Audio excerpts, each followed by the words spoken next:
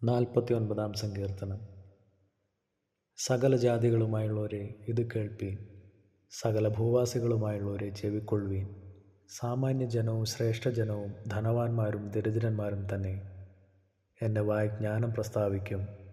എൻ്റെ ഹൃദയത്തിലെ ധ്യാനം വിവേകം തന്നെയായിരിക്കും. ഞാൻ സദൃശവാക്യത്തിന് എൻ്റെ ചെവി ചായ്ക്കും. കിന്നരനാദത്തോടെ എൻ്റെ കടങ്കഥ കേൾപ്പിക്കും. അകൃത്യം എൻ്റെ കുതികാലിനെ പിന്തുടർന്ന് എന്നെ വളയുന്ന ദുഷ്കാലത്ത് ഞാൻ ഭയപ്പെടുന്നതെന്തിന്? അവർ തങ്ങളുടെ സമ്പത്തിൽ ആശ്രയിക്കുകയും ധനസമൃദ്ധിയിൽ പ്രശംസിക്കുകയും ചെയ്യുന്നു.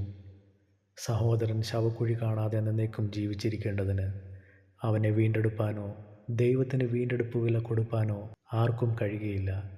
അവരുടെ പ്രാണൻ്റെ വീണ്ടെടുപ്പ് വിലയേറിയത്, അതൊരു നാളും സാധിക്കുകയില്ല. ജ്ഞാനികൾ മരിക്കുകയും മൂഢനും മൃഗപ്രായനും ഒരുപോലെ നശിക്കുകയും തങ്ങളുടെ സമ്പാദ്യം മറ്റുള്ളവർക്ക് വിട്ടേച്ചു പോവുകയും ചെയ്യുന്നത് കാണുന്നുവല്ലോ. തങ്ങളുടെ ഭവനങ്ങൾ ശാശ്വതമായും തങ്ങളുടെ വാസസ്ഥലങ്ങൾ തലമുറ തലമുറയായും നിൽക്കും എന്നിങ്ങനെയാകുന്നു അവരുടെ അന്തർഗതം. തങ്ങളുടെ നിലങ്ങൾക്ക് അവർ തങ്ങളുടെ പേരിടുന്നു. എന്നാൽ മനുഷ്യൻ ബഹുമാനത്തിൽ നിലനിൽക്കുകയില്ല. അവൻ നശിച്ചു പോകുന്ന മൃഗങ്ങൾക്ക് തുല്യൻ. ഇത് സ്വയാശ്രയക്കാരുടെ ഗതിയാകുന്നു. അവരുടെ അനന്തരവരോ അവരുടെ വാക്കുകളിൽ ഇഷ്ടപ്പെടുന്നു. അവരെ പാതാളത്തിന് ആടുകളായി ഏൽപ്പിച്ചിരിക്കുന്നു. മൃത്യു അവരെ മേയിക്കുന്നു. നേരുള്ളവർ പുലർച്ചയ്ക്ക് അവരുടെ മേൽ വാഴും. അവരുടെ രൂപമില്ലാതെയാകും. പാതാളം അവരുടെ പാർപ്പിടം.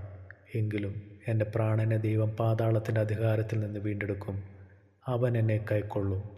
ഒരുത്തൻ ധനവാനായി തീർന്നാലും അവൻ്റെ ഭവനത്തിൻ്റെ മഹത്വം വർദ്ധിച്ചാലും നീ ഭയപ്പെടരുത്. അവൻ മരിക്കുമ്പോൾ യാതൊന്നും കൊണ്ടുപോകുകയില്ല. അവൻ്റെ മഹത്വം അവനെ പിൻചെല്ലുകയുമില്ല. അവൻ ജീവനോടിരുന്നപ്പോൾ താൻ ഭാഗ്യവാൻ എന്ന് പറഞ്ഞു.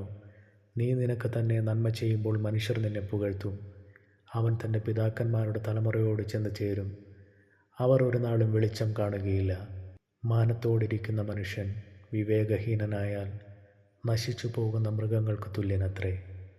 ഈ വായിച്ച തിരുവചന ഭാഗങ്ങളാൽ ദൈവം നമ്മെ ഏവരെയും അനുഗ്രഹിക്കുമാറാകട്ടെ.